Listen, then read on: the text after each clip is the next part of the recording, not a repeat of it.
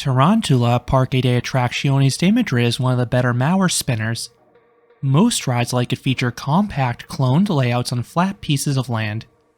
Tarantula is a custom coaster with some sizable drops utilizing the terrain.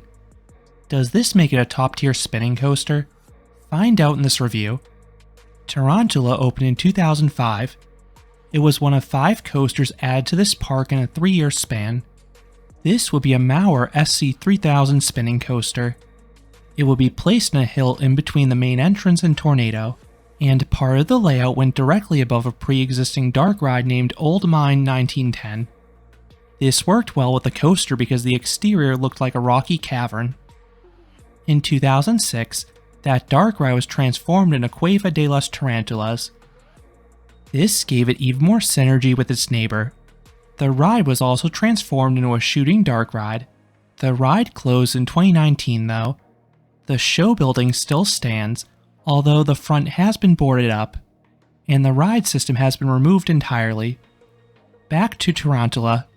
A majority of this layout is visible from the main midway and queue line. The only part you cannot see is a few turns towards the end, which instead are visible by the roadway adjacent to the park. Now I love this ride's entrance. You pass directly underneath a giant striped spider with the same colors as the ride.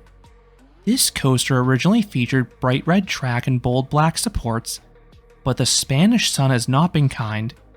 The ride now has faded colors and could really use a repaint.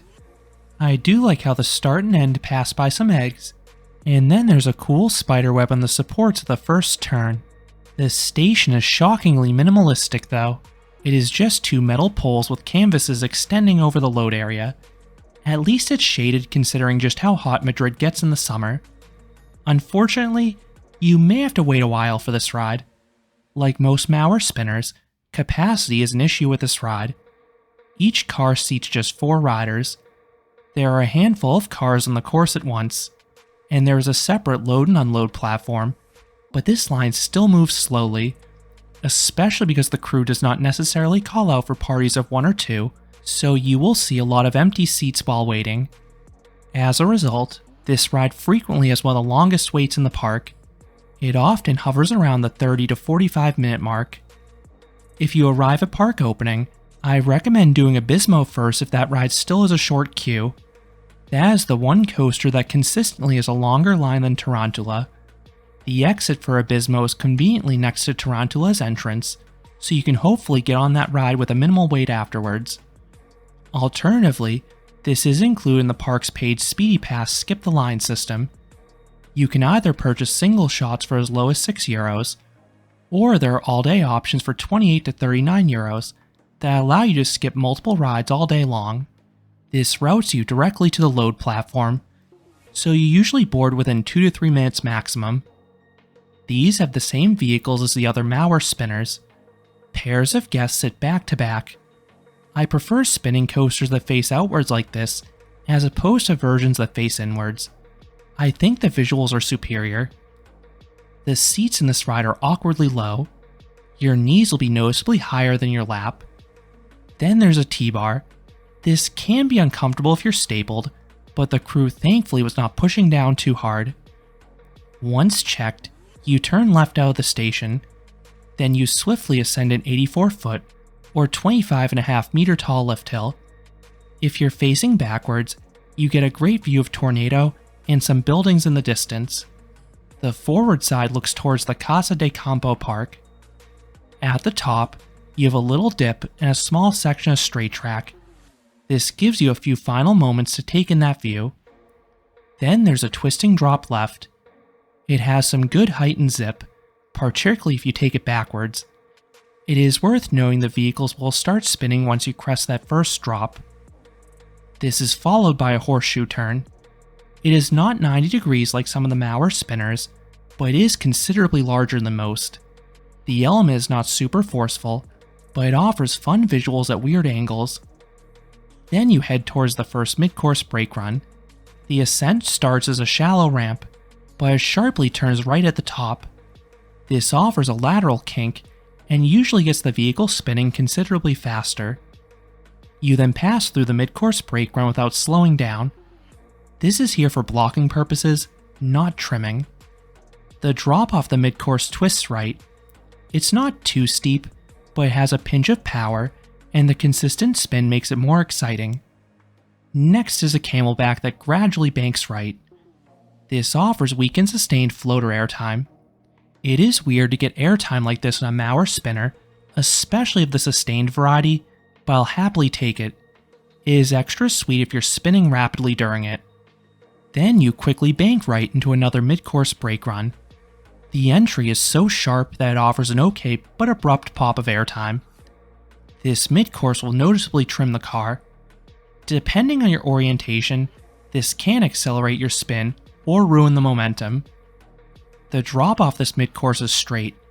It is not as tall as the drops earlier in the ride, but it rebuilds enough speed. Then comes a second horseshoe turn on the inside of the first. This is my favorite part of the ride. The entry looks small and deceiving, but the exit surprises most riders on their first ride, as it's a large drop down the hill and through a tunnel. Not only is it tall, but the vehicle is yanked down it, causing a falling sensation. You then have an upwards S-bend. This side-to-side maneuver offers good positive Gs, the best instance of such forces on the ride. Then you head into the third mid-course brake run. This one usually slows the car down a considerable amount, but as with the prior one, it can sometimes aid your spin depending on the angle. You then have a mild curving drop and two bunny hills alongside the road. The first bunny hill offers some weightlessness, and this section is solid if you have a consistent spin. Then you hit another mid-course brake run, but at this point, the ride is mostly over. This one slows the car way down. You then have a long and gradual S-bend towards the final brake run. This runs alongside the aforementioned eggs.